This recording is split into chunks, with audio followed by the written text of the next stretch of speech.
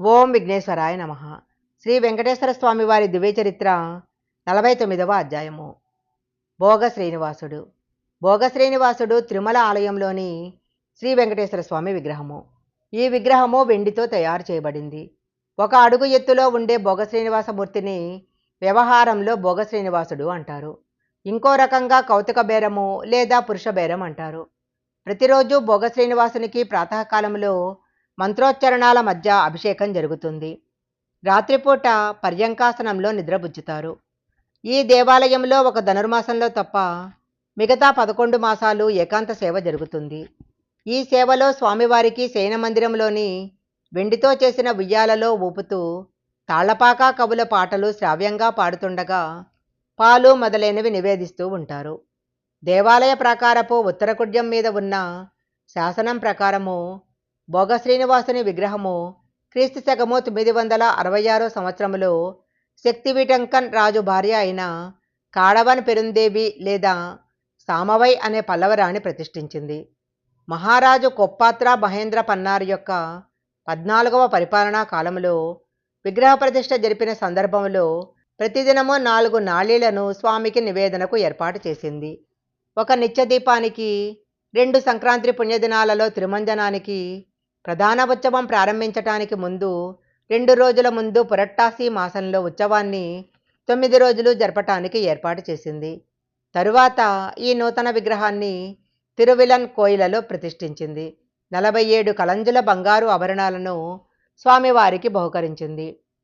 ఈ కొత్త కౌతుక బేరానికి మనవాళ పెరుమ్మాల్ అని నామకరణం గావించింది.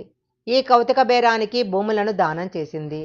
మహారాణి ఈ శ్రీనివాసమూర్తిని సమర్పించినప్పటి నుంచి నేటి వరకు ఈ విగ్రహాన్ని ఆలయం నుంచి తొలగించలేదు. ఆగమశాస్త్రాన్ని అనుసరించి మూల విరాట్టుకు చేసే సేవలన్నీ కూడా భోగ శ్రీనివాసమూర్తికి అందుతాయి. ప్రతిరోజు ప్రాతకాలంలో తోమాల సేవ తరువాత తిరుమామణి మండపంలో కొలువు లేదా ఆస్థానం జరుగుతుంది. ఈ సందర్భంగా స్వామివారిని బంగారు ఛత్రం కింద రజత సింహాసనం పైన ఆసీనుని గావిస్తారు. ప్రధానమూర్తికి బదులు కొలువు శ్రీనివాసుడి విగ్రహము అధ్యక్షతన ఇక్కడ కార్యక్రమం జరుగుతుంది. ఈయన అన్ని విధాల మూలదైవాన్ని పోలి ఉంటాడు.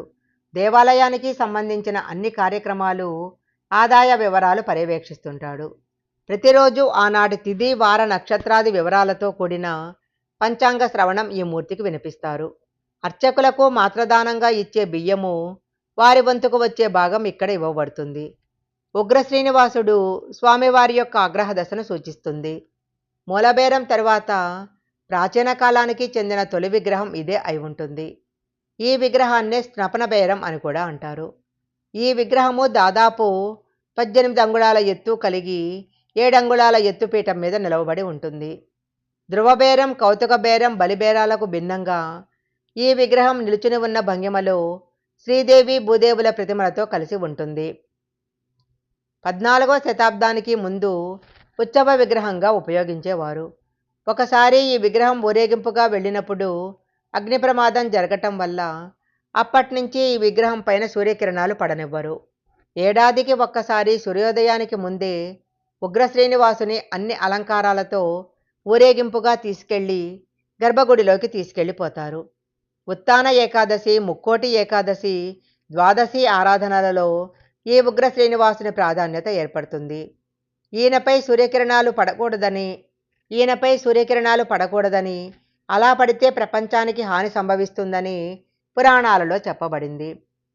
తిరుమల శ్రీ వెంకటేశ్వర స్వామి యొక్క ఉత్సవమూర్తిని మలయప్ప స్వామి అంటారు. శ్రీ వెంకటేశ్వర స్వామి భార్యలైన శ్రీదేవి భూదేవి ఉత్సవ విగ్రహాలను ఉభయనాంచారులు అంటారు. పల్లవుల రాణి సామవై శ్రీ వెంకటేశ్వర స్వామికి వెండి విగ్రహం ప్రతిష్ఠించింది. దీనినే భోగ శ్రీనివాస అనేవారు. ఈ భోగ శ్రీనివాసునికి ఉత్సవమూర్తిగా బ్రహ్మోత్సవాలు జరిగే సమయంలో తిరుమల శ్రీ వెంకటేశ్వర స్వామి భార్యలైన శ్రీదేవి భూదేవి ఉత్సవ విగ్రహాలను ఉభయనాంచారులు అంటారు. శ్రీ వెంకటేశ్వర స్వామి యొక్క ఉత్సవమూర్తిని మలయప్ప స్వామి అంటారు. ఉభయనాంచారులలోని శ్రీదేవి విగ్రహము ఎప్పుడూ మలయప్ప స్వామికి కుడివైపున ఉంటుంది. 26 అంగుళాల ఎత్తుగల శ్రీదేవి విగ్రహము 4 అంగుళాల పీఠంపై నిలబడి ఉంటుంది. అలాగే భూదేవి విగ్రహం ఎప్పుడూ మలయప్ప స్వామికి ఎడమ వైపున ఉంటుంది. శ్రీ వెంకటేశ్వర స్వామి వారి దివ్య చరిత్ర 49వ అధ్యాయం సంపూర్ణం.